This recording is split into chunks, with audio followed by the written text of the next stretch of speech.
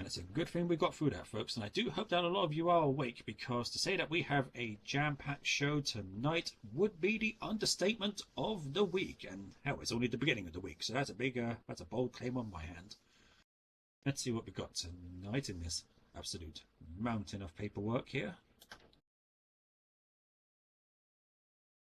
Here we go. Our first match, and I guess kind of a first for UFW, a Title of the Princess match. We have UFW's local lunatic crux, Lunaria, going up against UFW's most dazzling competitor, Dazzle Flash. Thoughts on that, you guys?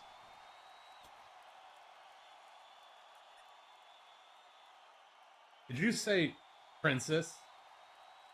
That's what it says here, at least the bits that are scribbled on in crayon. You didn't do that, did you? No, I did not, and I have no idea what. You know who? You don't know. I know who did. I bet you anything Lunaria tampered with this. He wanted to make sure that we got the stakes of this match called out properly, because those two have been having issues lately, and it's all been stemming from a cartoon. Which, well, best of luck to Dazzle. I hope she can get that crux back under control. But once Lunaria wants something, he wants something. I don't know why he would want to be a princess, but okay. Well, do you really want to try and get inside of his head? Because that's a dangerous territory, man. Oh no, I've given up on trying to understand anything that crazy crux does. But while we're certainly going to be having some chaos in that match of one variety, this second match could have chaos in the other kind of a variety. The Canadian Nightmare, Muraku Frostbane, going up against UFW's resident veteran, Temujin. I feel like there's going to be some emotions in this match. Maybe some violence. Yeah, true. This will be quite the interesting contest. Although there's still the question of, well, everything that happened involving Temujin and NDT, that could be a factor tonight. Well, we're going to have to see. Emotions are certainly going to run high, but will we see some of Temujin's more vicious past coming into this match? I know Muraku's going to want to try and get it out of him, but we'll have to wait and see. And then after that, main event time, and again another first for UFW. We'll be having the finals of the Tag Team Championship Bash. We actually have the titles up here on the desk. That's what these three teams will be fighting for. Now, I could introduce them, but I think maybe we should get some UFW Nation involvement here, folks. Who do you think is going to come out on top here? Let's hear some noise for Cybertension. Mixed result there, mixed results. Bit of cheers, bit of boos. How about the Sirens? About the same, but I think I know where this is going, ladies and gentlemen. The Scarlet Sisters.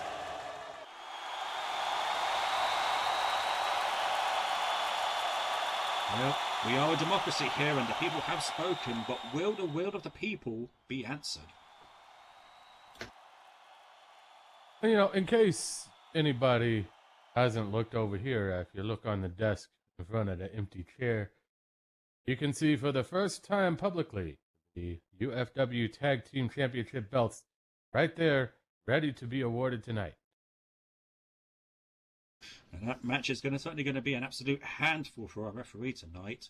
3 teams, 6 individuals.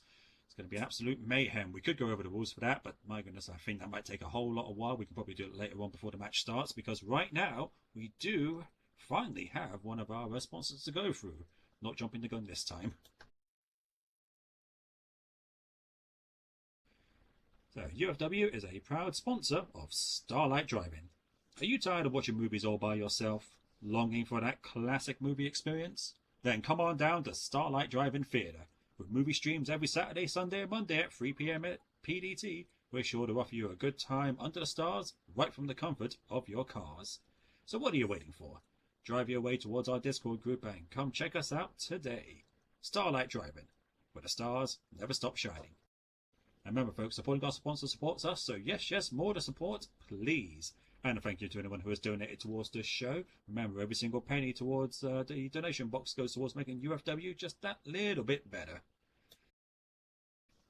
And with less than a minute to go, folks, if you want to get yourself a snack before the show starts, concession stands behind us, bag of popcorn, large soda, jumbo hot dog, whatever takes your fancy. Or if you're hungry for some merchandise, we do have the UFW fan shop out in the lobby. Get yourself a t-shirt, poster, trading cards, anything that the discerning UFW fan would love.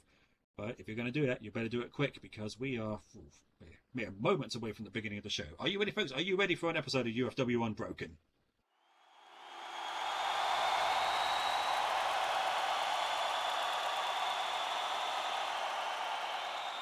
Well, they sound ready. I think we're ready here at the desk. And from the looks of, my colleague's watch over there, which I've just taken a peek at, it is showtime.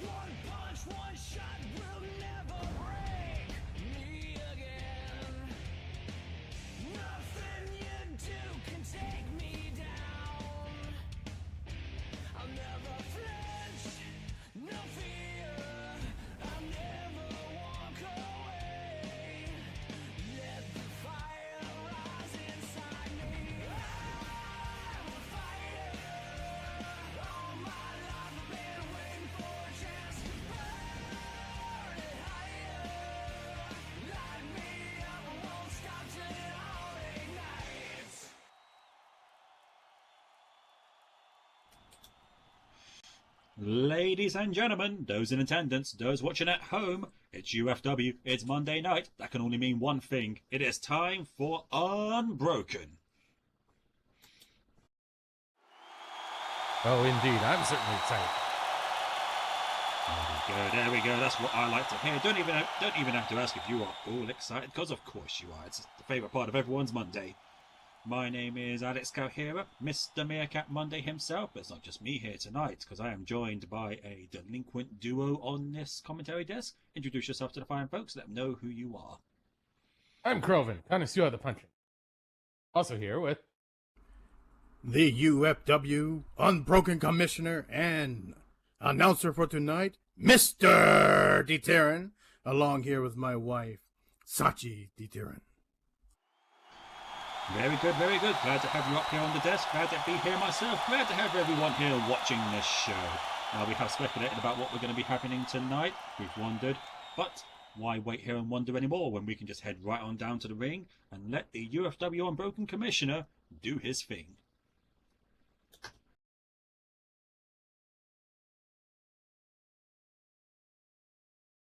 Good evening, UFW Nation, and welcome to UFW Unbroken!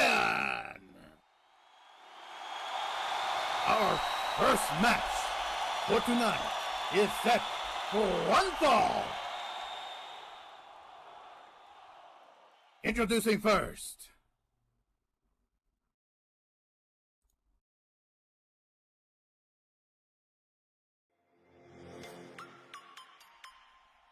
hailing from Leicester, England, at a height of 6'2", weighing in at 180 pounds. Allow me to introduce Lunaria!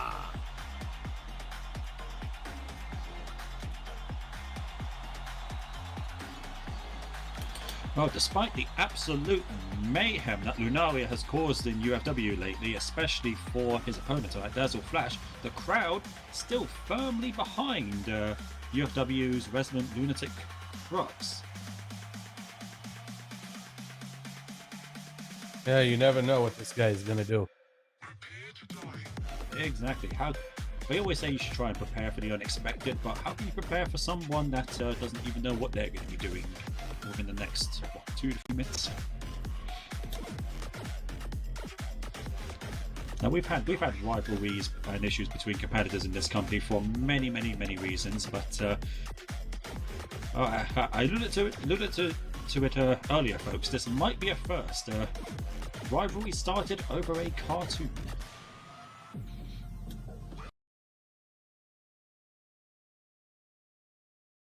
And their opponent.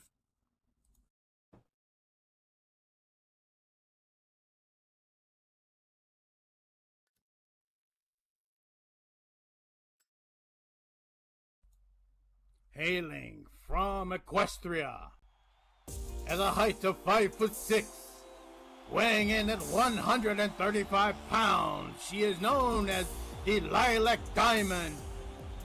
Allow me to introduce to you Dazzle Flash!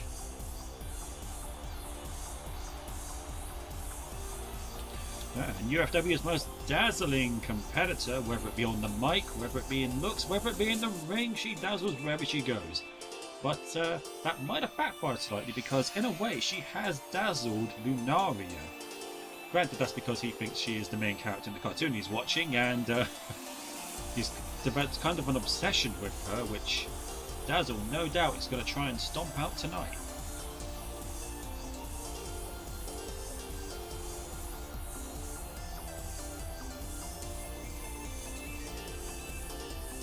Now, Croven, you've been in the business a long time. What does a, if I've read it right again, Title of the Princess match ensue? Is that one you're familiar with? I have no bloody idea.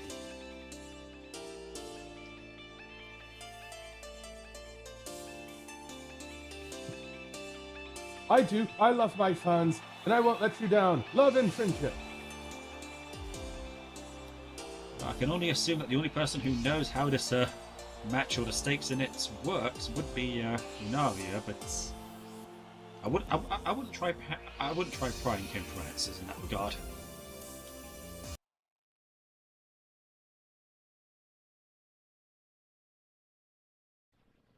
Well, both competitors have been checked, and it looks like they are both clean, which means we are moments away from our official tonight, Valencia Alexander, starting this match.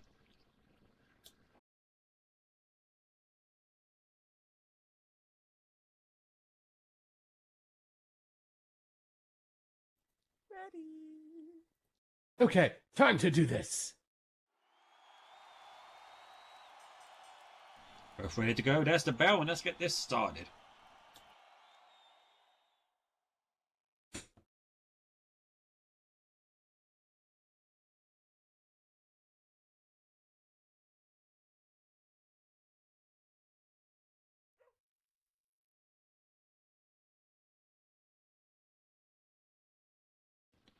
Dazzle making her demands known, telling Lunaria to stop watching the cartoon, to stop thinking of her as a princess, and and it sounds like Lunaria is not agreeing to those terms as they engage in a lockup in the middle of the ring.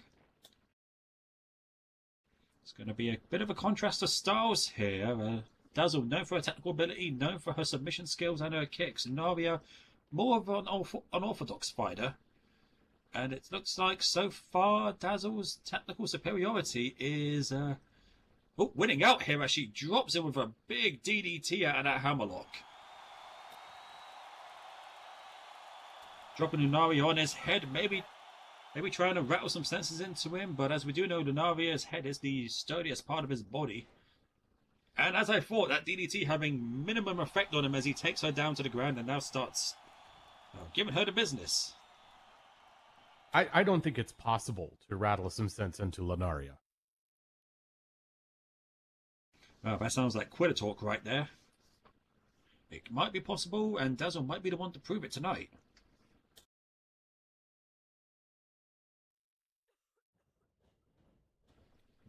Dazzle sent off to the ropes by Lunaria, and Lunaria showing that flexibility of his, able to get that long leg up right into the face of Dazzle, who, too many of those, she might not be looking too dazzling by the end of the night. Lunaria off the ropes, coming in with a big splash into a lateral press pinfall, shoulders down. Oh no, Lunaria getting up before the ref could even go for the pin there. That's interesting tactic there. Maybe try and play some mind games with Miss Flash. Or maybe he just got distracted. You never know. You're not going to go on about the hot dogs again, are you? Hot dogs, Nope. funnel cakes, anything you can shove in his mouth. The only thing he got in his mouth there was a leg lariat by Dazzle, catching him right in the jaw. Oh, no, not the butt. Not the belly. Oh, and now driving those knees into the thigh muscle there, trying to knot it up, trying to take away that vertical base.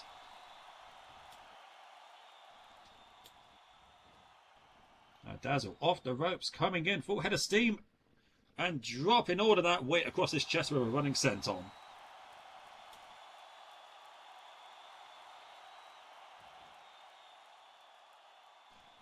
Oh, and she's not done there, grabbing the legs, turning him over, and wrenching him back into a Boston Crab. But Nanawe is fairly close to the ropes. He's dragging himself across the ring. Can he get to them?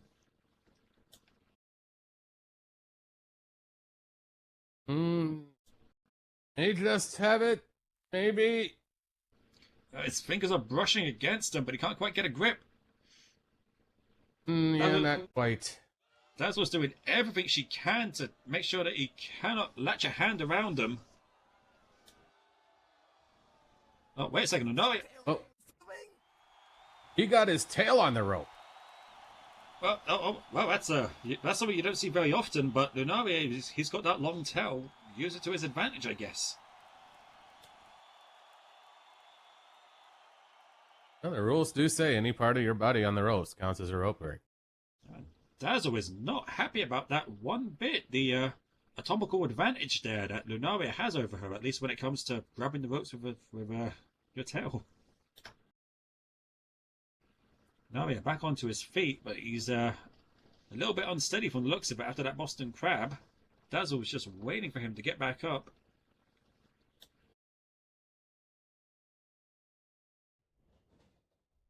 Doesn't know coming in, full head of steam, and oh my god! Oh. And I heard that from here. Lunaria with that frying pan-like hand of his with a massive haymaker that could have knocked Dazzle out there. Shoulders down, one. No, Dazzle able to shake off the cobwebs and get that shoulder up right before the count of two.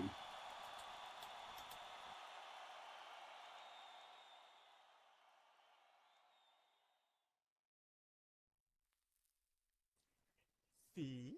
You're losing because you're not wearing your lucky tennis ball. Lucky tennis? You know what? I'm not even going to ask. And neither is Dazzle, because she's spending more time getting him into that back row head scissors takedown there, using those educated legs of her to their fullest.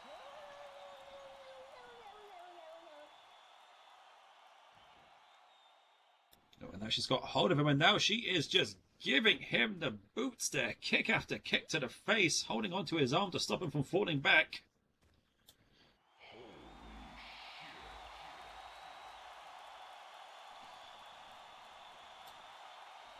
And after rearranging Lunaria's face there, Dazzle with some not very happy words towards him. Okay. How do you feel about marshmallows then?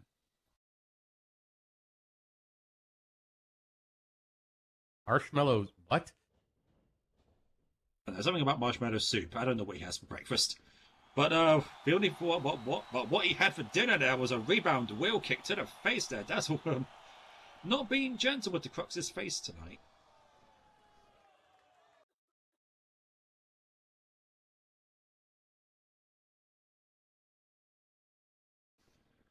I'm starting to think that Lunaria's insistence on her being, oh no wait, pinfall here, leg hooked.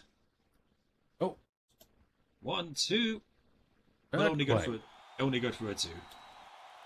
I'm starting to think that Lunaria's insistence that she's a cartoon character might be getting her a little bit flustered, getting her a little bit more angry than she would usually be.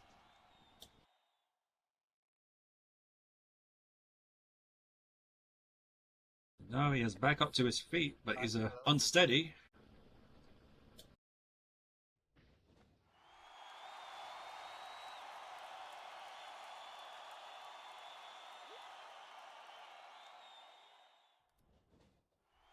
Lunaria, Dazzle off the ropes, and oh, it looked like she was going for a corner spear there, but Lunaria able to roll that out of the way. Dazzle's head there meets nothing but turnbuckle.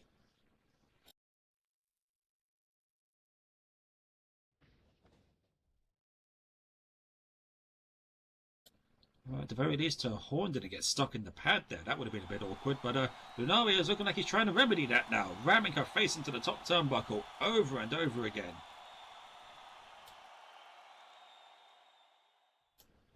There's not a lot of padding there, folks. That is just a thin bit of fabric over a metal ring. And speaking of the ring, Dazzle just got sent from one corner of it almost to the other with that monkey flip.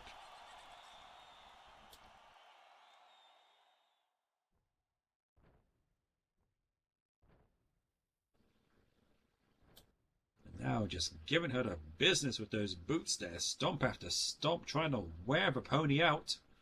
Off the ropes, and a second big splash. This time he's holding it for the pin here. 1, 2. But still only good for a 2 count.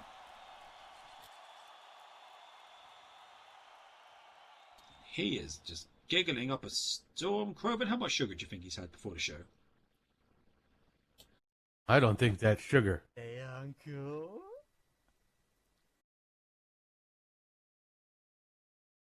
Yeah, but I don't have an uncle.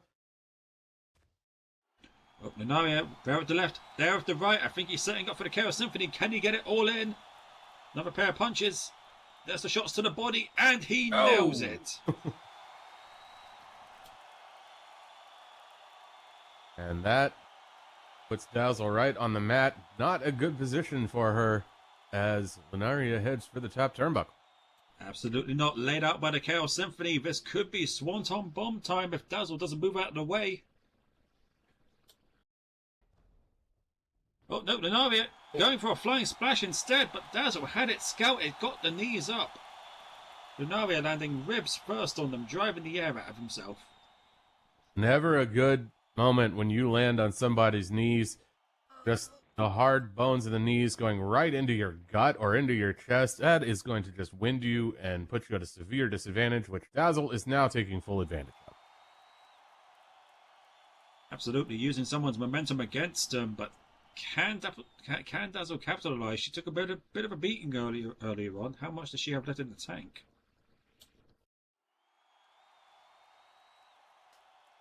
Oh, and now lining up his chest with that chop. Right. Oh no, oh no. Oh my goodness, she just drove him head first into the canvas with that heat seeker, that modified pile driver from the apron.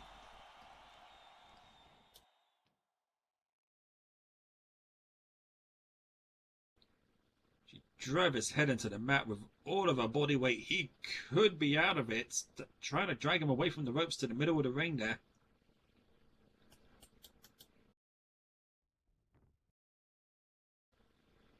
And then giving that leg a kick for good measures.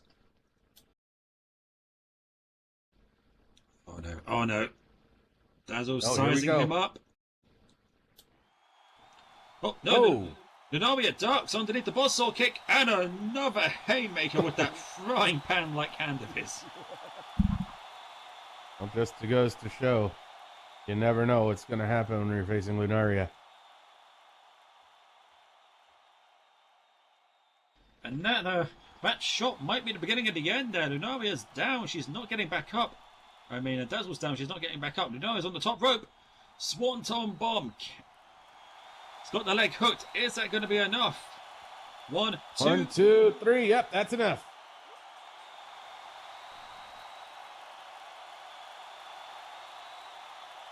And your winner, by pinfall, Lunaria!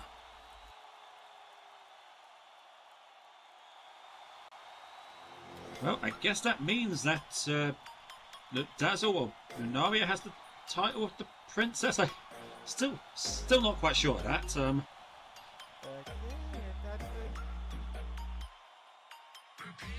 Okay, that's I lost? What? No,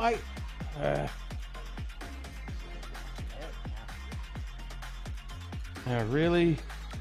Okay. I think I have a friend back home who can help.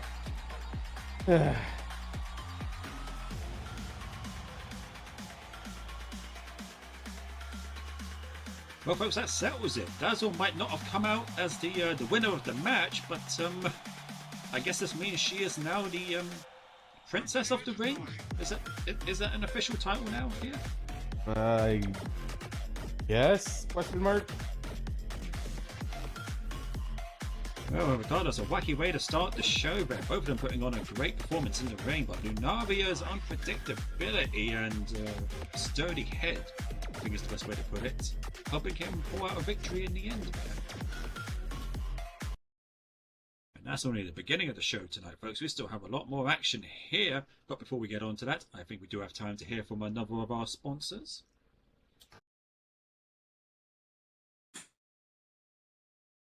Indeed, we do. The Golden Stallion, an upscale, elegant, and refined atmosphere in Second Life for furs alike. Since its inception, the Golden Stallion has grown to over 1,000 members worldwide and hosts a variety of unique events and get-togethers. We are in an active, vibrant community that prides itself on inclusivity and diversity with a shared core passion for polite conversation, positivity, and refinement. From the beautiful beaches to the French architecture and the gardens, you'll find a welcoming community. So, from us to you, welcome to the Golden Stallion. You belong here. Very good, very good. And remember, folks, supporting our sponsors, that's it, tongue-tied there, supports us. Yes, more to sports, please. And with that out of the way, let's head on down to the ring with UFW Unbroken Commissioner, Mr. Deteran, for our second match. All right, UFW Nation.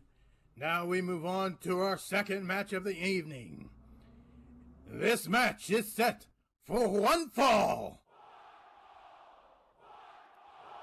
Introducing first,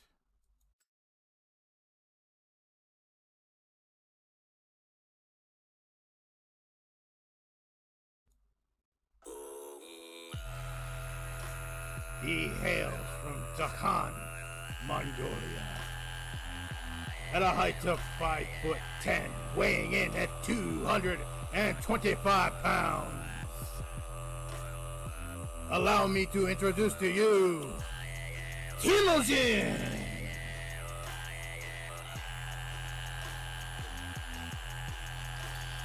Well, a lot of cheers as usual for Temujin, but I think I heard a couple boos in there as well. A bit of a mixed reaction for UFW's resident veteran, but I guess that's only fair, especially after what we learned about his past and, well, his confrontation with Moralku last week.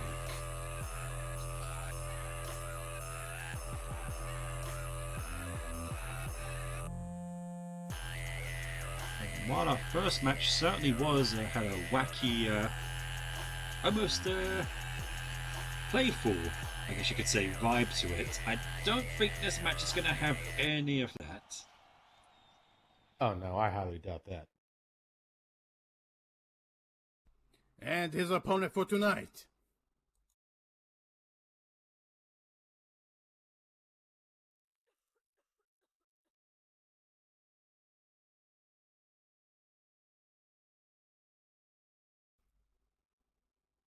he hails from Toronto, Ontario, Canada. At a height of 6'1", weighing in at 225 pounds, he is the Canadian Nightmare, Moralku Frostmane!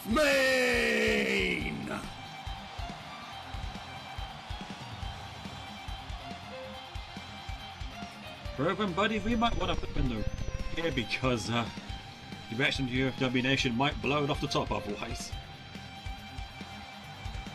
It definitely seems that way. The Canadian Nightmare. I can only imagine the only nightmare he's going to want to be bringing is a nightmare for Temujin here. Temujin wasn't too keen about having this encounter to begin with, but he eventually did relent to a regular match with Muraoku, much to Muraoku's disapproval, but I guess you've got to take what you can get.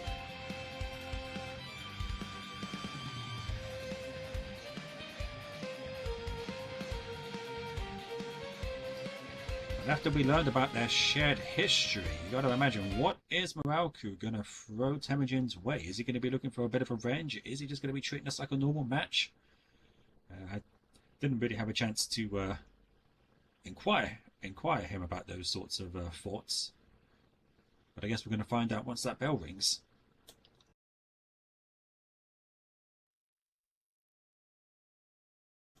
Both of our competitors have been checked. Now, are they both ready to go?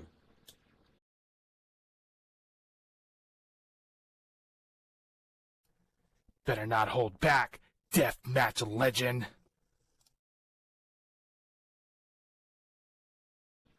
Well, they're both certainly ready to go, and Muraoku is very pumped up from the sounds of it. Both of them now meeting each other in the middle of the ring. Collar and elbow lockup. Muraoku getting the early advantage with a wrist lock. Not a lot of difference when it comes to height and weight between these two. Same with power. It's going to come down to, I guess, technical ability. Temujin's got more experience in the ring, but Muraoku, he's been creating up a storm ever since he joined UFW. And Muraoku able to reverse that hammerlock into one of his own. Well, I mean, we'll just see, because what we have here is an up-and-coming, rising star of the roster versus a washed-up has-been. That's what we have going on right Oh, Croven, tell us how you really feel. So the question is, can Temujin just, like, keep it together in this match? I don't know, Croven. That what did you call him? Washed up has been. Looks like he's keeping control of this match very well there. Judo hit throughout the corner. If that's your idea of washed up has been, I would hate to see your idea of a competitor. Early success doesn't mean much. Is he going to stay in control of the match? That's the question. As I've said many a time, a match is not over till the bell rings. But a first strong showing in the opening moments is a good sign, I would say. Both of them locking up again, but it looks like Muraoku's getting the advantage there, forcing Temujin back up into the ropes.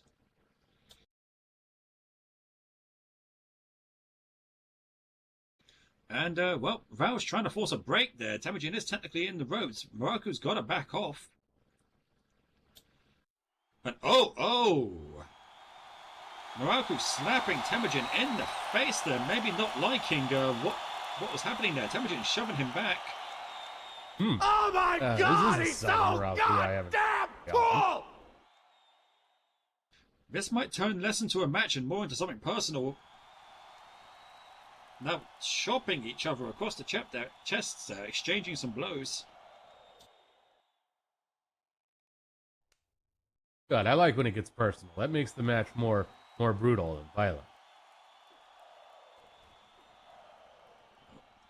Kick to the gut and a snappy snap suplex there, center of the ring.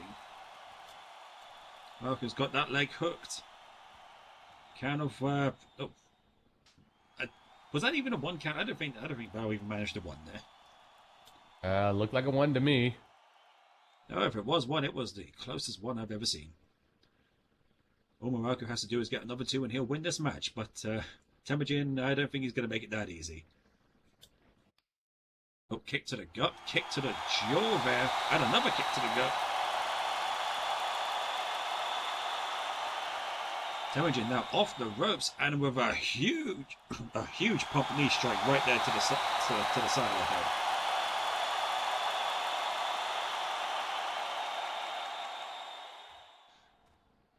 Oh, and now coming back in with the knees now with those Multi-knees to the chest there, followed by a roundhouse kick to the chest as well. He is lighting him up with those shots.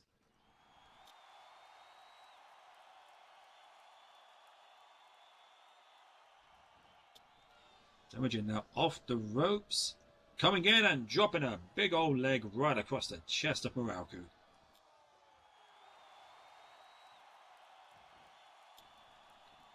Pinfall attempt of his own there. 1, 2, but only good for a 2. Yeah, not quite. I'm kind of expected to see more out of Muraoku. Oh, maybe you were quick to jump to conclusions there.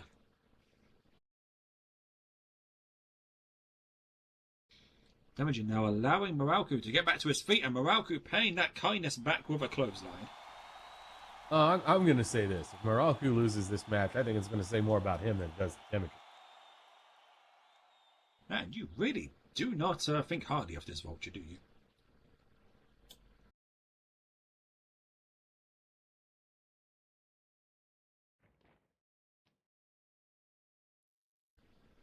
Muraoku now got hold of that leg, kick to the 5 there, and he's not finished yet, grabbing the leg once again.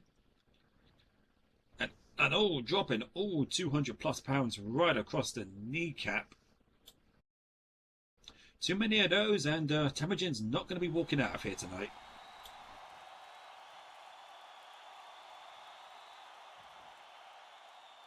Oh. Wrapping him up, Indian Deathlock there, really trying to take the legs out of Temujin.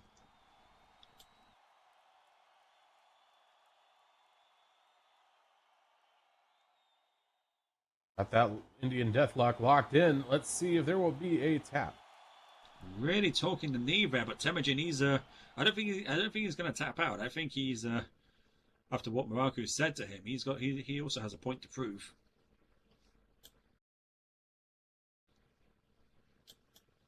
And getting closer to the ropes, and I think he's got them, but will Muraoku break the hold? Yes, he will. You were going to criticise him for that as well, for not keeping it locked in?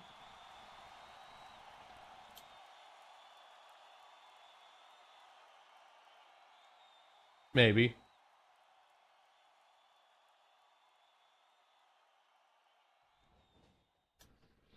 Now Muraoku off the ropes.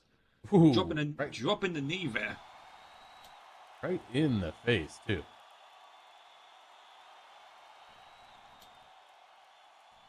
Quite literally trying to bend that beak out of shape.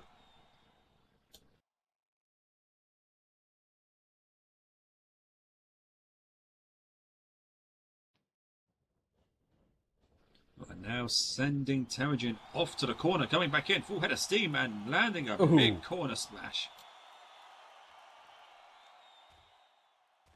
And he's not done there, keeping Temujin in the corner and now unloading punch after punch right on top of the veteran's dome there.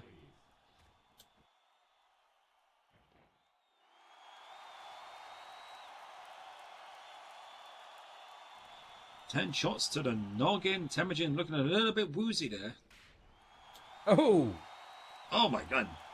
Damn near slicing into his chest with that knife edge chop there. Temujin not even able to stay on his feet after that one. And I heard that shot from here.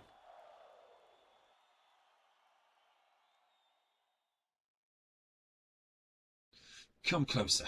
I dare you. Well, Muraoku made the dare. Temujin coming out of the corner and, well, answering his call there. Elbow to the side of the head. Couple of punches there.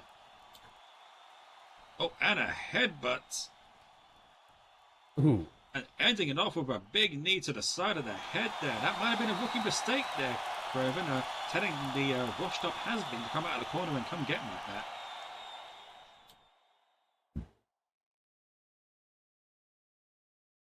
Well, you see, this is something I've noticed about Temujin. He can get a good start going, go right to the middle of the match, and then he'll collapse. Just watch.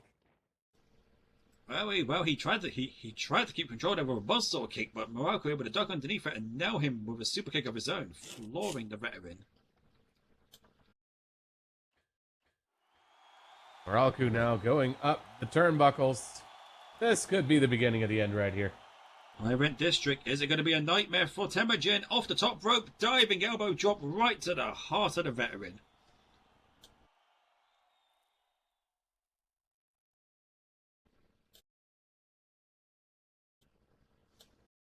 But can Muraku capitalize on that high risk, high impact move there? Oh, and going straight back to the legs. They're really trying to take the legs out of this vulture. Figure 4 leg lock, middle of the ring.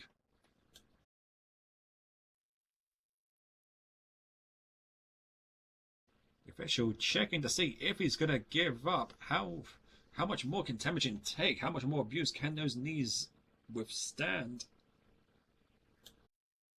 Oh, looks like he's trying to turn it over.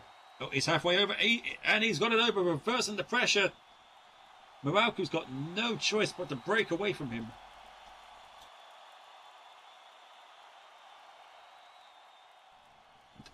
Excellent. All right, so he's got a little fight left in him. Yeah, but I think you should start being a bit more supportive of Temujin. You know, the young versus the old, kind of like the dynamic we have up here.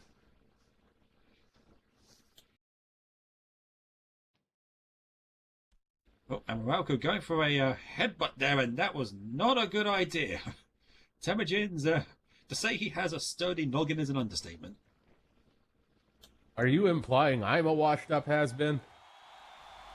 And now Temujin there, unloading on Muraku's face with those kicks there. Probanow would love to answer, but the action's too bombastic at the moment. Big knee to the side of the head to finish it off.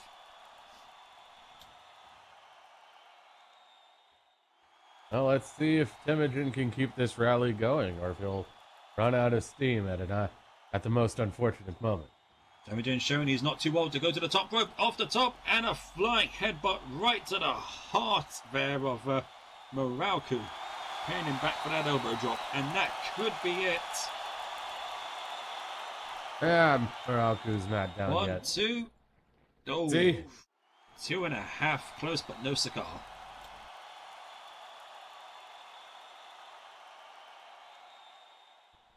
To answer your question, Croven, I don't think you're old. I think you're just, you're seasoned. I noticed that wasn't actually an answer, but okay.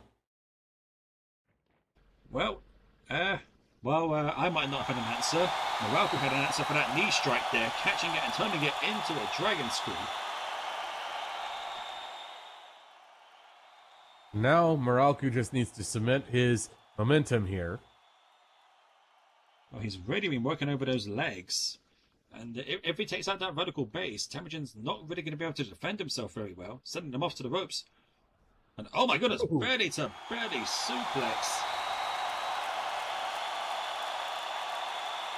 Now, Temujin's not a small individual. That was some big power from the Canadian Nightmare.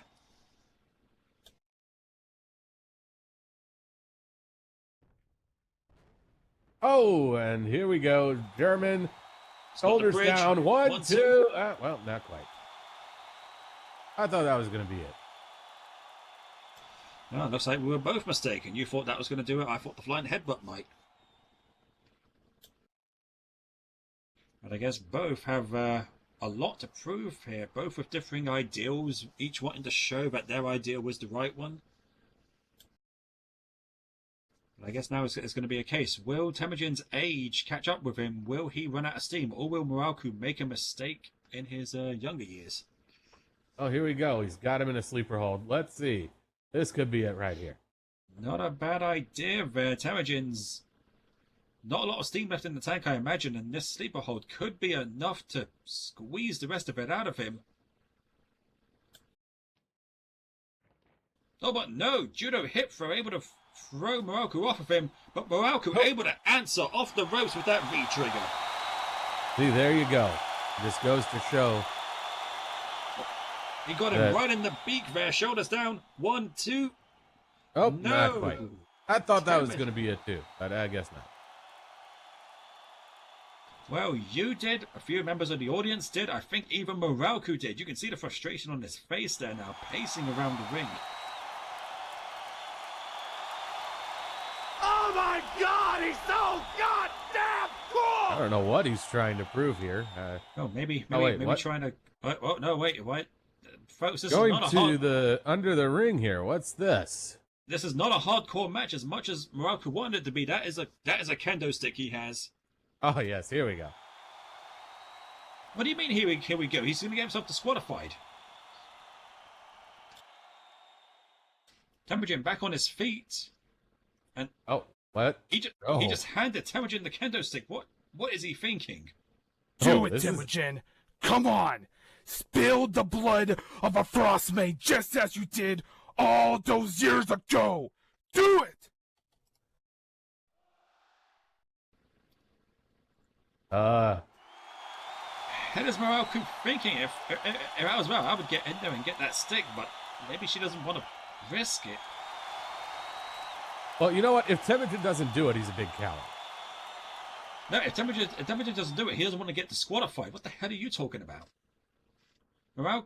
Temujin dropping the stick and shaking his head in disapproval. Well, where's he going? Where are you going? Get back here.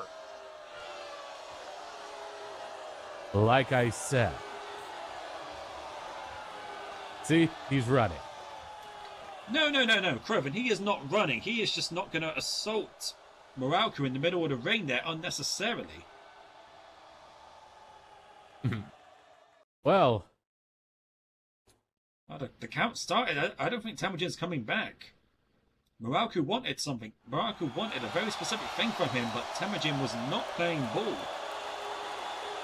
right, because he's a washed-up has-been who can't confront his own past and just walked out and forfeited the match. Listen here, you washed up.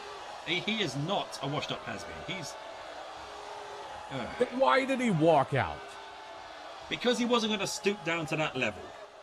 You know, he could have just tossed it away and continued the match.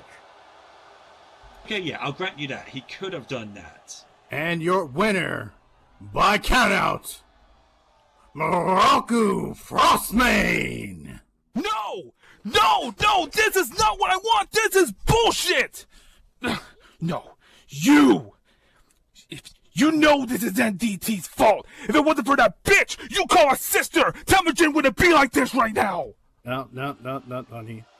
Allow me to take care of this.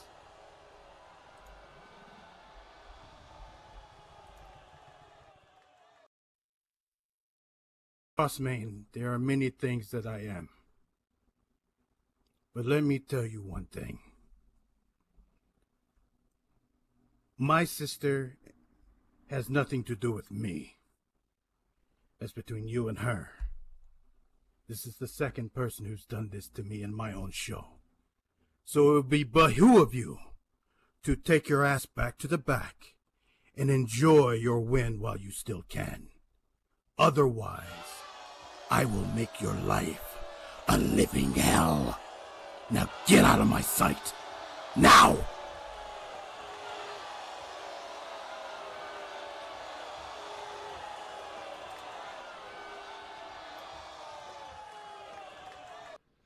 Well, regardless of what you think, folks, Muraku, he shouldn't have brought the stick into the ring in the first place, but you can understand his frustrations, and I got to agree with him on the NDT comment there. She kind of was the beginning of Temujin's current down spiral, I guess you could call it.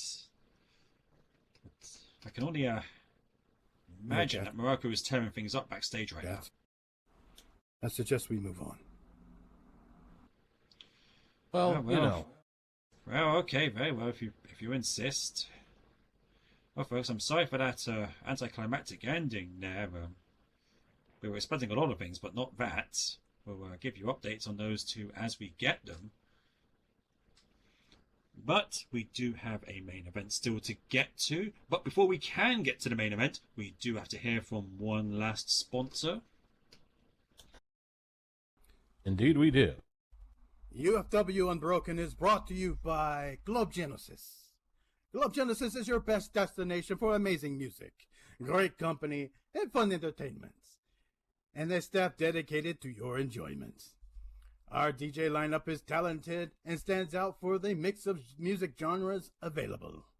The host staff is accommodating, knowledgeable, and fun. And our dancers are some of the sexiest you will ever see. And and amazingly talented at what they do. Genesis offers you a futuristic and comfortable club atmosphere, amazing events, spontaneity, and the perfect environment to make us your new home club. Grab your friends, a new adventure awaits at Club Genesis.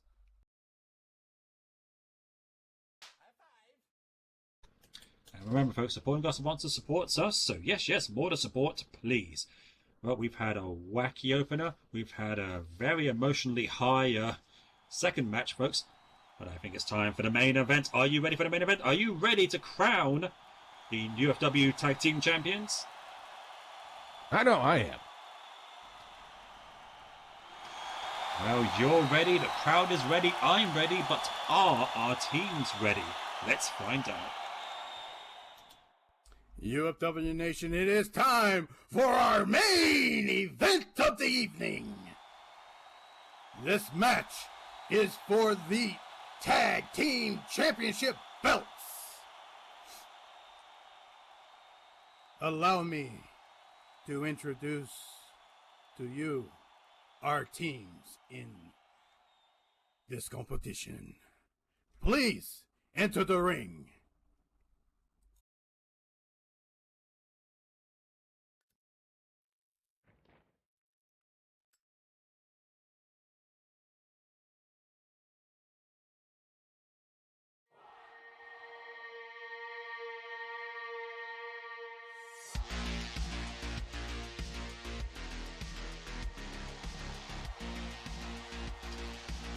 Here's our first team of the night, Cybertension, who up until recently we were starting to think that there was going to be a little bit of a miscommunication between the both of them.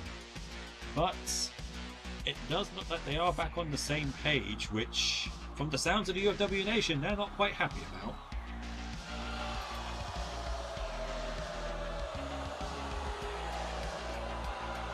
We did allude to the match rules earlier, folks. It is going to be a handful for our official tonight. 3 teams, triple threat action. There will be 1 member of each team in the ring at the same time. You can tag out whenever you like for your partner. And it is also going to be elimination rules. Both members of a team must be eliminated for that team to be out of the match. It's going to be last person standing in that ring. I see you all too high.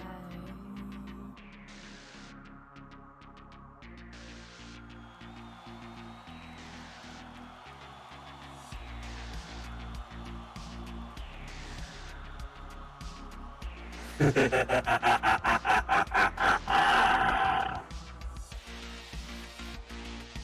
to be come to see this. Gonna be great.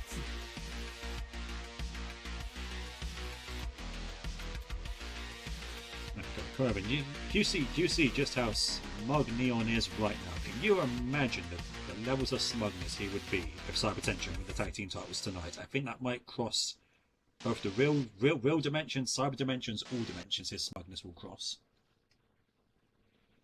Oh yeah, and deservedly so. Well, it's good to know he does have a fan up here on the desk. Well, hey, if you win a belt, you've got all right to be smug about it.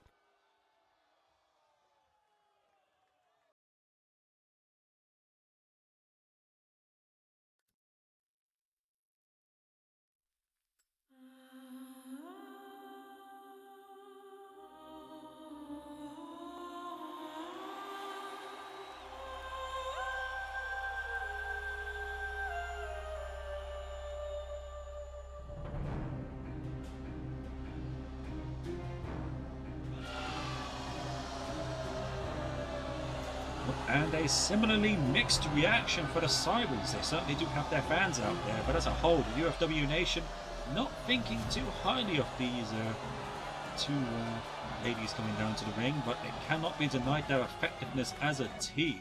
Same, I guess you could say, go for Cybertension, especially once they got their game back together.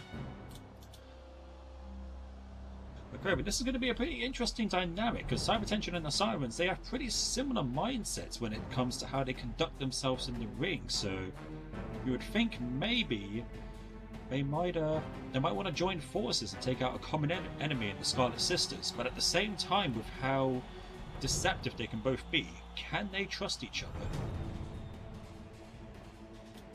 You know, honestly, probably not. They are the biggest threats to each other in this match. And I have a feeling they know it. Well, potentially the biggest threats, potentially the biggest allies. Again, they could work together to take down a common foe, but there's always going to be that thought in the back of the mind. That other team is going to stab me in the back at some point. Oh, I mean, there can only be one winner of only one team can win the tag champion. So definitely, at the end, it's every team for themselves. Well, we're going to see if they can work together up until that point, or if their egos will get the better of themselves.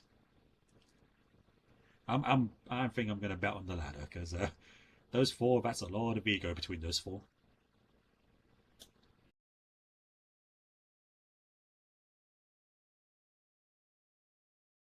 Of course, this being an elimination style match, whoever I think gets the first elimination against them will be at a severe disadvantage, and will probably immediately become the target of the other two teams.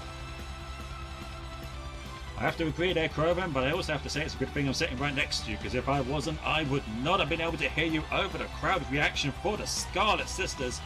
If the roof wasn't blown off earlier, it is coming off the hinges right now.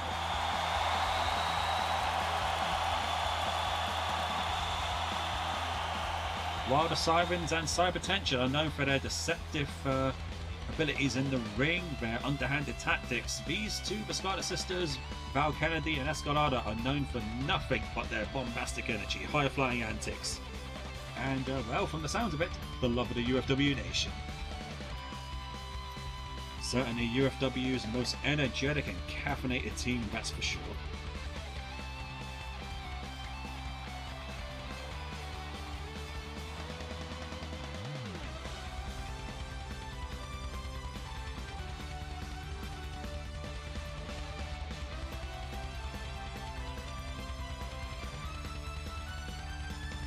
Folks, unlike your more traditional triple threat style matches, I do believe there will be disqualifications and countouts in this match, since no one has a belt to begin with. If any of these teams break the rules, that member is eliminated and their team's going to be at a severe disadvantage.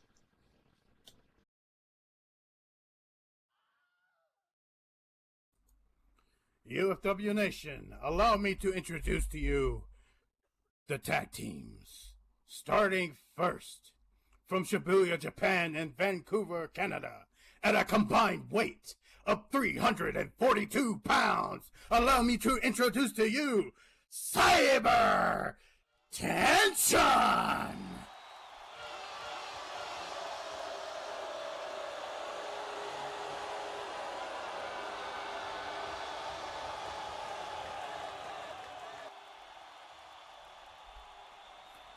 Your next tech team is from the Florida Everglades and Rio de Janeiro, Brazil. At a combined weight of 320 pounds, allow me to introduce to you the Sirens!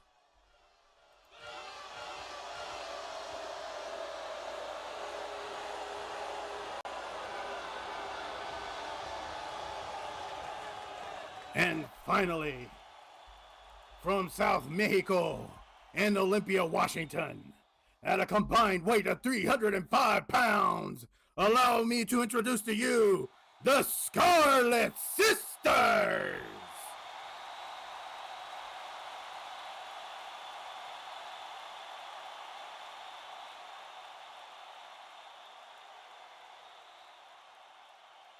And for those of you who wish to know the rules one more time, this is the Tag Team Championship Bash, which means teams are eliminated after only both members have been pinned or submitted. Regular rules do still apply.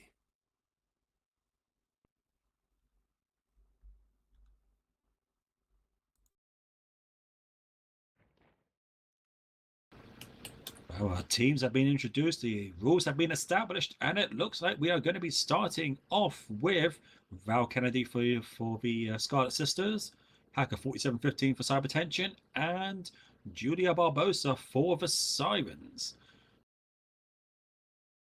All teams have been checked. Now, are they all ready to go? Of course I'm ready. Ready.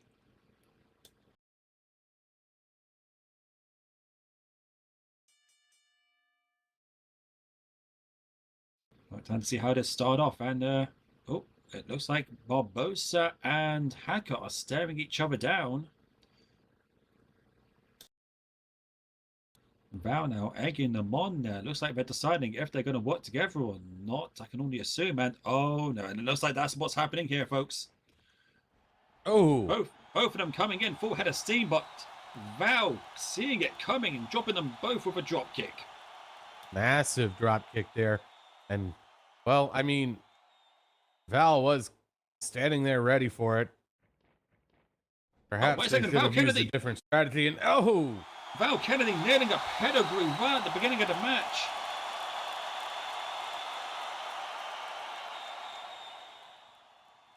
Taking out Julia Barbosa before switching her attention to Hacker 4715. I can only assume that the Scarlet Sisters came into this match assuming that the opposing teams would try to gang up on them, and I guess they had a game plan in mind for that. And Miss Kennedy dropping Hacker with a backstabber there. Strong start for the Scarlet Sisters. And oh, wait a second. Val's not doing what I think she's going to do here. She's got them both on the canvas. Who's she going to go for? Julia's Off the top up. rope. Oh, no. And looked Off- like Hacker got the knees up. That she did. Oh, and Barbosa taking advantage while Val was winded, coming in with a big leg drop. Well, she had a good plan to begin with, but trying to keep the pressure on two opponents at the same time is too much for anyone to handle.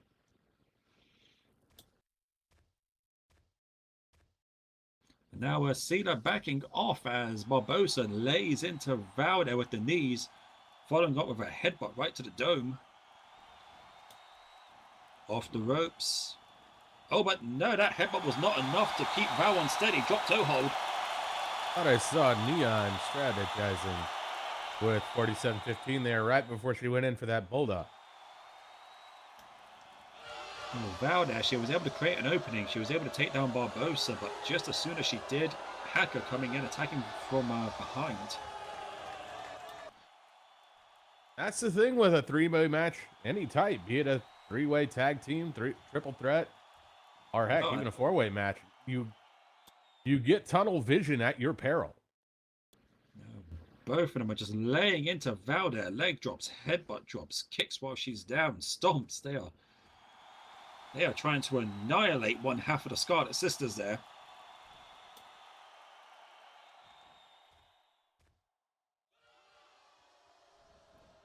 Guess they've decided that. Elbow drop and another headbutt drop. I guess they've decided that the Scarlet Sisters are the weak ones and should be picked off first.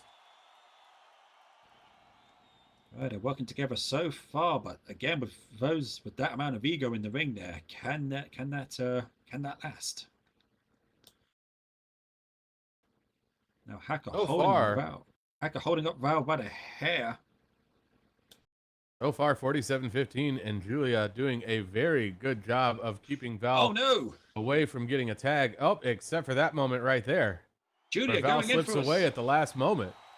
Julia going in for a spear, but she met nothing but Hacker. That might throw their teamwork plans right out of the window, depending on how Hacker takes that. And Val able to take advantage, coming off the ropes with that big Satan super kick. Interesting that she didn't go for a tag after taking that beating. Well, she's got them both down. She's got to take the advantage now. Wear them out as soon as she can. Leg drop to Barbosa. Off the ropes again. And a big standing senton driving the air out of Hacker. And this is what the Scarlet Sisters do best, folks. Big, energetic, bombastic offense. But Julia is now back up to her feet while Val has her attention on Hacker. I don't think she's noticed that Julia's back up yet. This could be very dangerous for both 4715 Oh, and come Val. on. Rake in the eyes. Julia could come in right at the most inopportune moment, like right there, and take them both down. Well, it looks like their teamwork has gone out of the window now. Well, teamwork only lasts so long in a match like this, because at the end of the day, like I said, there's only one set of belts. Oh, Hackett deciding that she wants to get out of there after that. And Neon has been tagged in. Oh man, can you imagine how long it's going to take for any members of the Sirens to get annoyed at Neon? But so far, they're looks like they're still putting their differences aside there as Julia locks in that heel hook there, really laying into pressure. Oh, and Neon going in there with a head scissors as well. They're really working over Val. Val's in big trouble. And I don't think there's any way to get to the ropes there. I think Val's going to tap here. She very well. I don't think anybody can take this. Yeah, if she's not careful, she's going to get choked out. But oh no, Barbosa breaking her hold there. What is she thinking? Well, because Alavesta decided to come in and tag. Why? That might be the egos getting the better of them there. Going in with a knee drop to the gut as Neon breaks the hold. I guess they just wanted to inflict more punishment on her. I'm kind of at a loss for that strategy. Like I said, I mean, if they had kept Val down like that, she'd have tapped at some point. Nobody can take that for very long. Springboard leg drop to Val. Well, like I said, Cloven, it's probably their egos. They just want to inflict as much punishment as possible on her. Very risky strategy, though. Not taking a chance at an elimination when you've got one right in your face. I'm just... Alavesta slapping Escalada right off the apron there.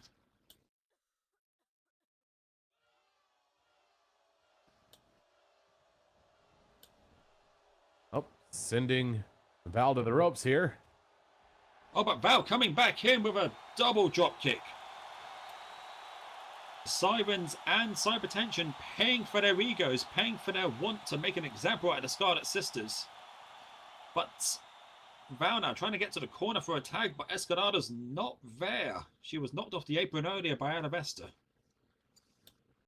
And with no partner to tag, Val is in a very vulnerable position if Neon or Alavesta can recover.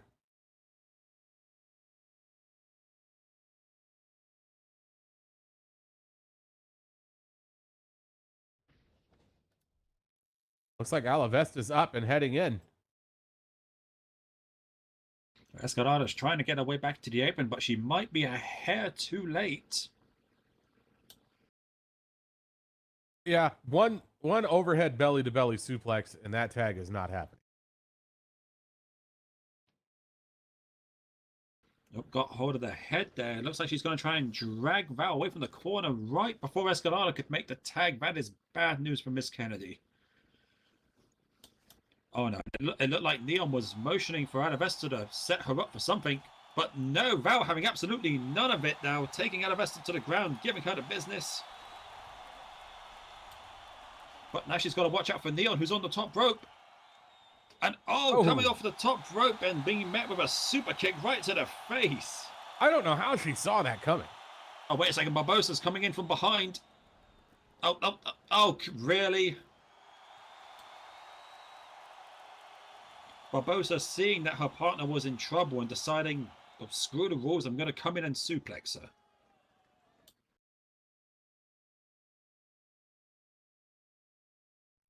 Well, there you go.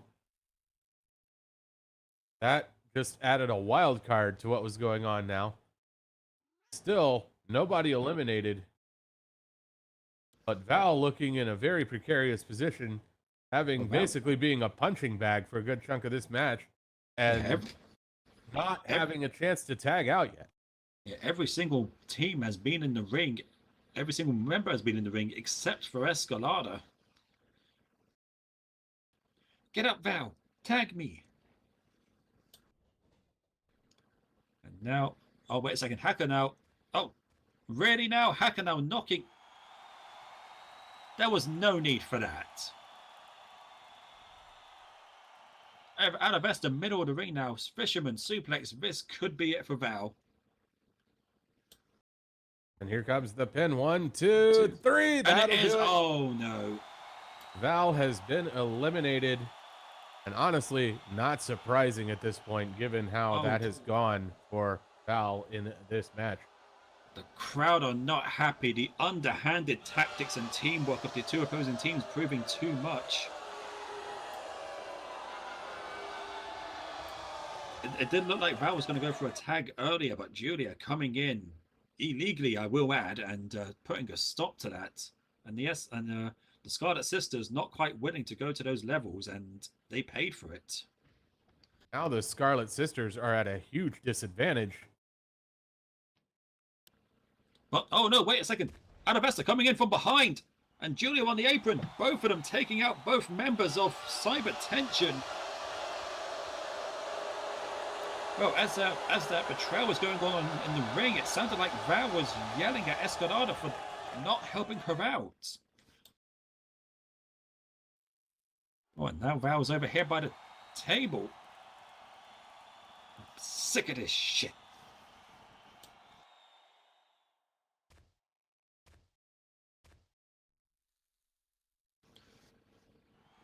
Oh, sure, I can go 5-on-1. Hey, don't kick my table. Val out here upset, understandably so, but you can't really blame Escalada for that. She did her best. Well, I mean, I guess to Val's point, screw the company, screw all of this. Hell is wrong with you hitting me from behind?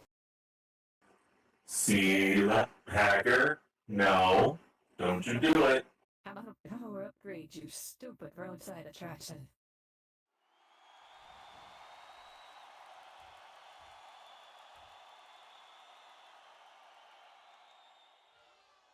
oh, and a vicious attack from 4715. And what is that on in what is that in Alavesta. her wait, look at what's in her hand. Oh, You like that? it's the shock stick.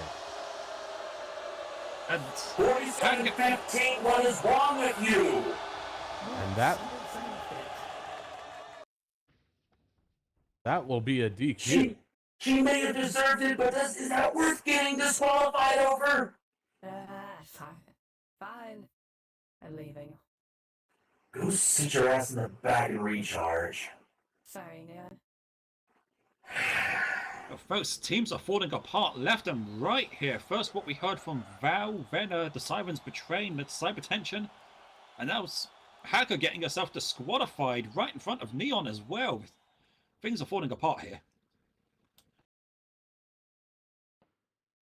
So far, it's only the Sirens that are managing to maintain a cohesive unit, and that is playing to their strengths, because now they are the only team that has both members in it.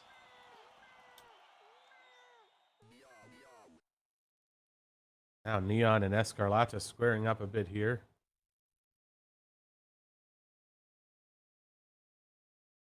And both of them, it looks like both of them have to. Yeah, it looks like both of them Are they going to team up against Julia Barbosa here? Which actually wouldn't be a bad plan for them to do. Neon drop kicking Alavesta off the apron, and Yakov, and they are the last remaining members of their team. The Sirens have been playing the smart game here. While those two have been falling apart, they've been working together. They have no choice but to work together if they want to survive. Getting an elimination on Julia or Alavesta is critical for both Cyber Tension and the Scarlet Sisters at this point. Well, yeah, neither of them want the opponent's team to win, but they don't want to lose, so team up until the very end, I guess. Escalada off the top rope, missile drop kick while Neon held up Barbosa, taking her down. And that could be it. Let's see, 1 and 2, and no. No, not quite.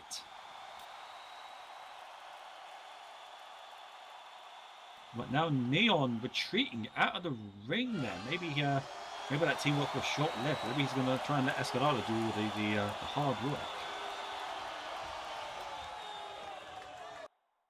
Which, again, not a bad idea. If Escalada can get the pin here, then he'll be more fresh. But Julia putting a wrench in that plan. I think Neon might be... Oh, there we go. Coming in from behind, nailing that Katara crusher. Here comes Alavesta.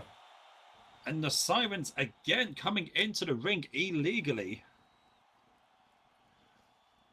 The referee needs to get that team under control. Alavesta's got hold of his head and she nails him with the breaker bitch.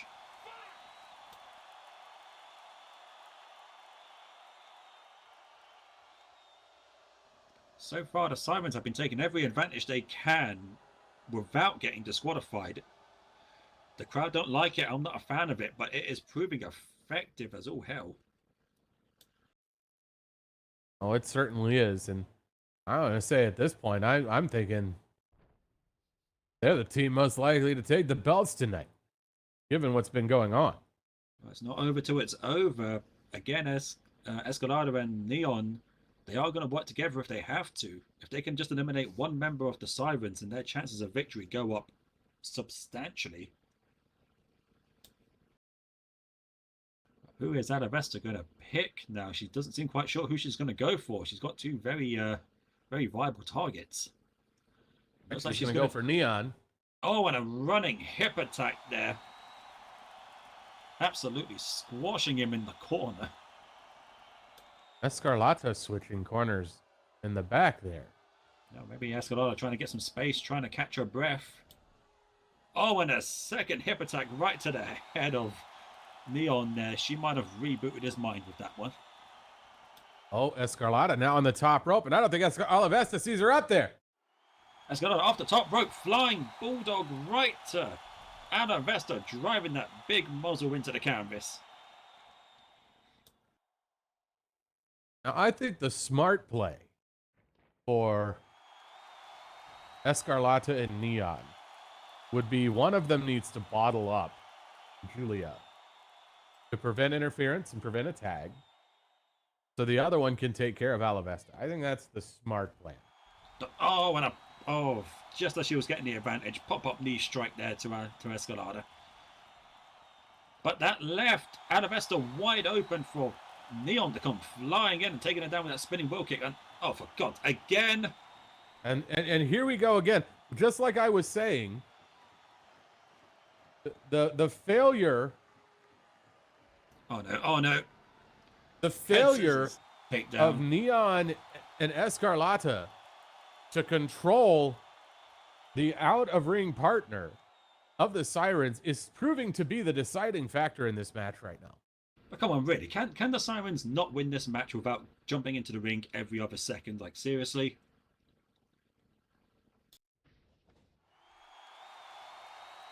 Although they are taking a little bit of a risk by it. I mean, I think technically you can get DQ'd for continuing to do that. You know what? I hope the official does that. If I were to do it again, I do hope the official does that. But it is again up to the discretion of the official as to whether or not they go that far. Alavesta now has a hold of Escalada. You got to think now. She might be the most determined person in this match. She did recently lose gold. This is her chance to get some back. Now Neon needs to get in here and break up whatever this is going to be. Or he might see this as a chance to go after Alavesta. Julia now's got hold of her, got hold of Escalada on the corner with a sleeper hold there.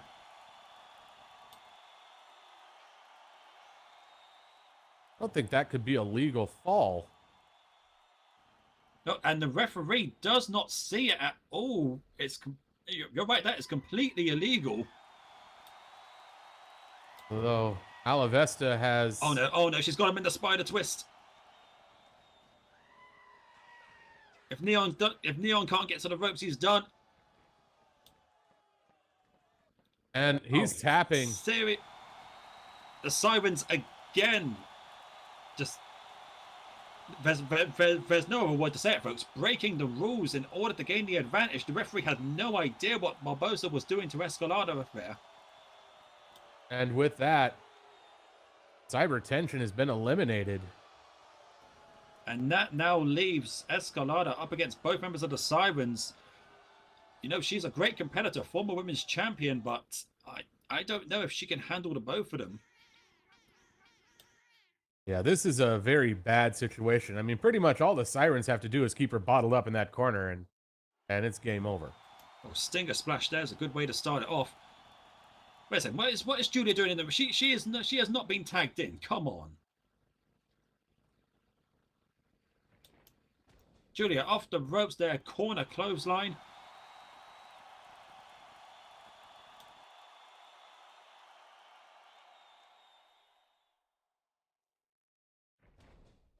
And then a hip attack as well. Julia getting in the face of the ref, stopping her from getting in there and breaking this up. This is turning into a mugging at this point. Oh God, Yakuza kick to the head.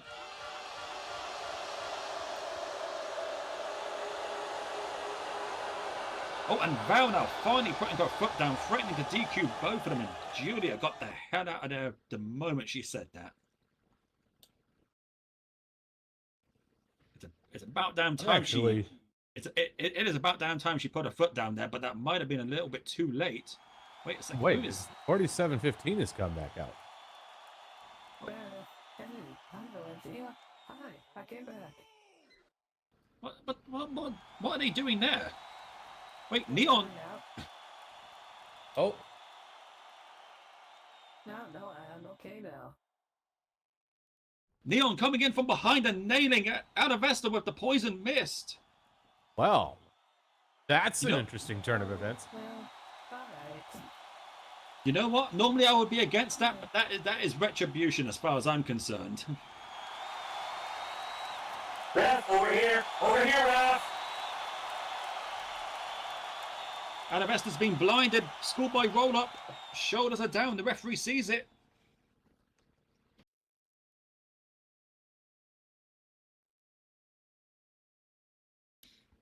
Goes down 1, 2. And that is it for Alavesta. She has been eliminated. There is no honorable thieves in the first place, Sirens. A bit late, though. I think, though, it might be a bit late to do much to affect the outcome of this match. Escarlata has been beat to hell. I think this might be the chance Escalada needs. She's got it one-on-one now. Baseball slide taking Julia down. Cyber tension getting some payback on the Sirens, and Escalada now taking advantage. Off the ropes, leg drop. Big splash. Can she keep it up? Escalada top rope. Frog splash. That could be it. Shoulders down. 1, 2. No. Oh, not gonna do it. If Escalada can pull this off, that will be just as well served to the Sirens. But the question is, has the damage already been done? Is this Escarlata running on fumes right now? Well, clearly, Julia realized she was in trouble because she resorted to that eye rake before coming in with the spear. But you know what? I expect nothing different from her. She realized she was about to lose, having to resort to such tactics like that. Oh no, oh no. Coming in there with the R special, driving a leg right into the back of Escalada. I mean, say what you want, though. The Sirens, I think, have done the most teamwork in this match. Even if they bent the rules a bit. And an axe kick to the back of the head, and then a Komegai right to the face there. Oh no, this Escalada might be on her last legs here. I think so. No, I mean, oh no. I think she's been running on fumes no. since Alavesta was eliminated. And there we go. There's the plunge. No, that can't be it, please. Wait, where's Julia? Julia now off the ropes with a big splash. Oh, come on, Escalada. You can kick out of that, surely. 1, 2, 3. Oh, no. And that will do it.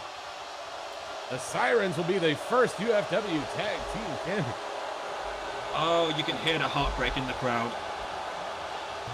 UFW Nation, your winners and the new UFW Tag Team Champions, the Sirens. Oh, a lot of the crowd are not happy with that, and I do not blame them. They had to bend the rules as far as they could go without breaking them. They had to work with cyber tension, but in the end, they were able to win this match. You cannot take that away from them. They did work together as a unit. I don't like it, but the results are the results.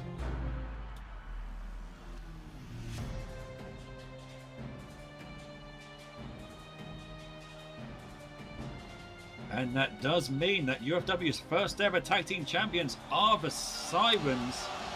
And they did it with... We're the champions. Very well done. All with us black. They did it with underhanded yet dominating tactics. Well, I wonder now, how long is this reign gonna last? If you're gonna ask the both of them, probably the rest of their careers a little bit.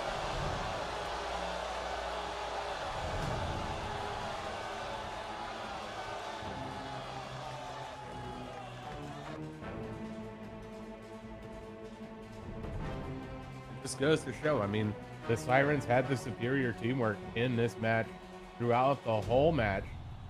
And, well, as you see, they get the belts. Again, how long is it going to be? Is it going to be a short reign, long reign? We do not know. Our first tag team champions, so they've got a head of impression to make.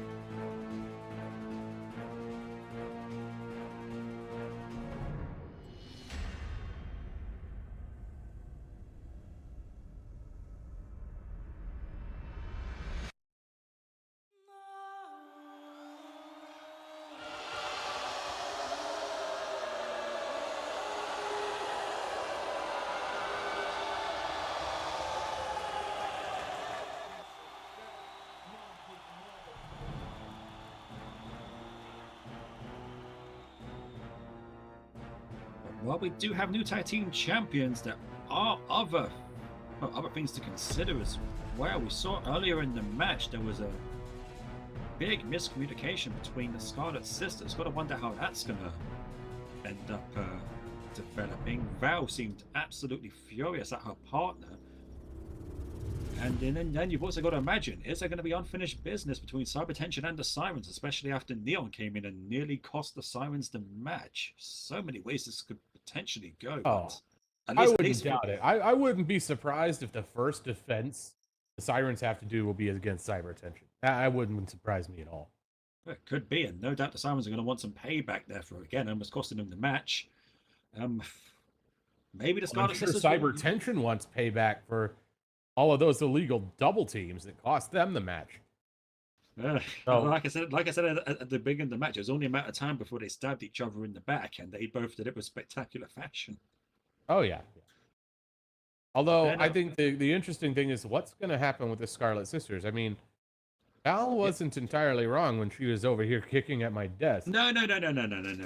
Okay, look. What happened with Escanada was out of Escanada's hands. She got knocked off the apron, okay? That's not her fault. That was Cyber Tension, Simons, whoever else you want to call it. Not her fault. Val has every right to be angry, but it shouldn't be at her partner.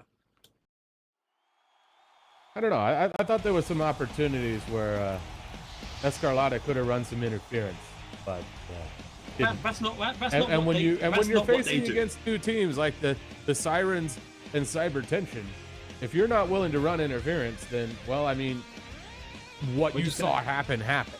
Well, we're just gonna have to agree to disagree. That's the type of thing they do.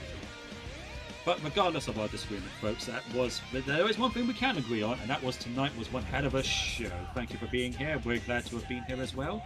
I'm Alex Cajero, Mr. Meerkat Monday. Tonight I've been joined by...